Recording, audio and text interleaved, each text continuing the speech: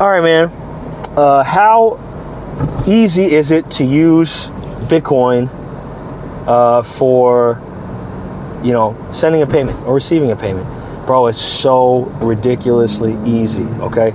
If you have ever used Cash App or Venmo, and look, man, it's 2021, right? If you have never used this stuff, there's literally something wrong with you. Something is literally, I love you, okay? I say this with love, not to insult you.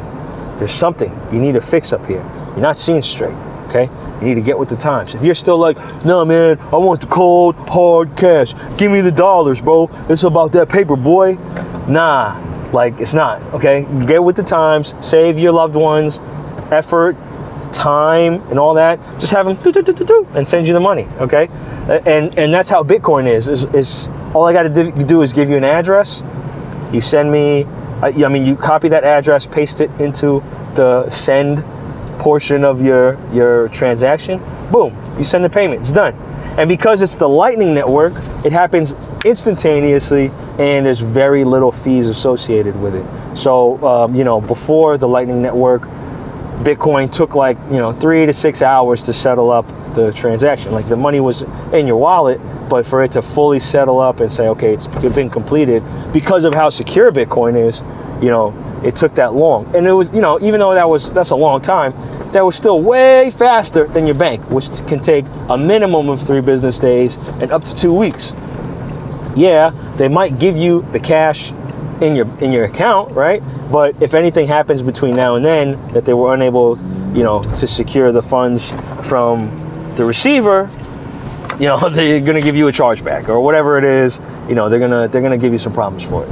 So with the Bitcoin network, using Lightning, there's none of that chargeback stuff, because everything gets verified and the payments get processed instantaneously, and the fees are 0.1% sometimes, maybe 0.5%, things like that, right? It's very, very, very low.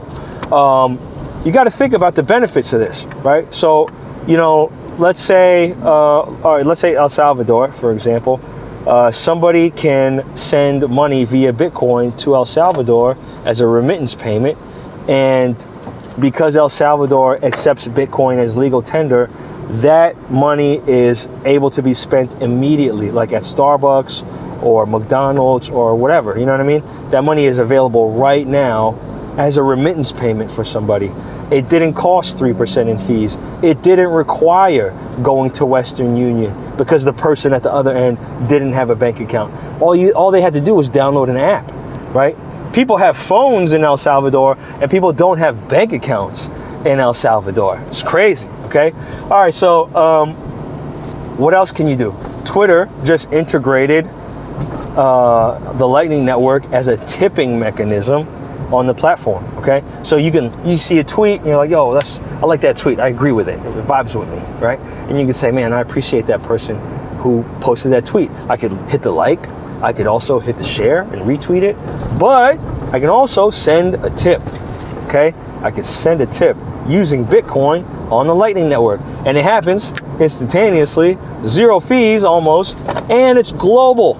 Somebody in wherever the hell they are can send anybody, wherever the hell they are, a tip on Twitter using the platform Twitter, okay? It's major, bro. It's major. All right, now let's take it a couple steps further, right? Why are we stopping at Twitter, right? Okay, let's take Walmart. Let's take Costco, okay?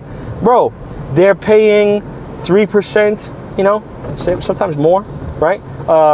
For processing your Visa, your debit card transactions, etc. Okay. All right, look, man.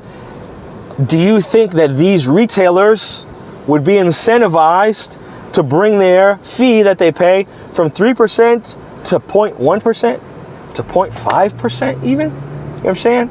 Imagine them saving 2.5% on every transaction that they make, bro. It's major. That's major, and they're holding it in an asset that can potentially go up. It can potentially go down too, but it also can potentially go up. Now, I know what you're thinking, right? Oh, Teddy, man, you dummy, you big dummy, Teddy. Bitcoin, it could go down, and then they just lost money, right? True. Yeah, I'm dumb. But when the price of Bitcoin is low and you're still transacting in Bitcoin, you get more Bitcoin for the transaction. And when the price goes up, that Bitcoin that you got is worth more. So when the price goes up, you get less Bitcoin per transaction, which is like, it's cool. Like, yeah, Bitcoin price is up, but I got less of Bitcoin. Sucks, right? But when the price was low and you did those transactions, you now got more Bitcoin for your transactions. And if you could wait, if you could hodl for the price to go up again, you just made more money. And so for me, for example, if you sold a wedding package in 2019 for, $5,000, right, to do photography and video, but you didn't shoot the wedding until 2021, and in 2019, that was a little over half a Bitcoin, you know what I mean? In 2021, half a Bitcoin is like 20 grand, you know what I'm saying? It's beneficial for you to sell and transact in Bitcoin when the price is lower. It's more beneficial to do that when the price is lower and hodl that, save that for when the price is higher. You know what I mean? That's what I would do. So yeah, man, those are some ways that we could look at transacting in Bitcoin. I'm telling you, man, go find you a loved one, find you somebody you care about. Don't do this with somebody you don't like, okay? And go download Cash App, or if you already have Bitcoin, open up your Bitcoin wallet, have them open up theirs, send some Bitcoin to them, bro. It's really, really easy. If you're in person, you just scan the QR code, boom, it's sent, done. It's just like using Cash App or Venmo. It's no different, okay? It's really, really, really, really easy. So yeah, man, it's my 2 cents. Hope this was helpful for you. Hope it works out for you. And hope everything goes well for you. Hope this finds you in the best of health and spirits. I love you. Peace.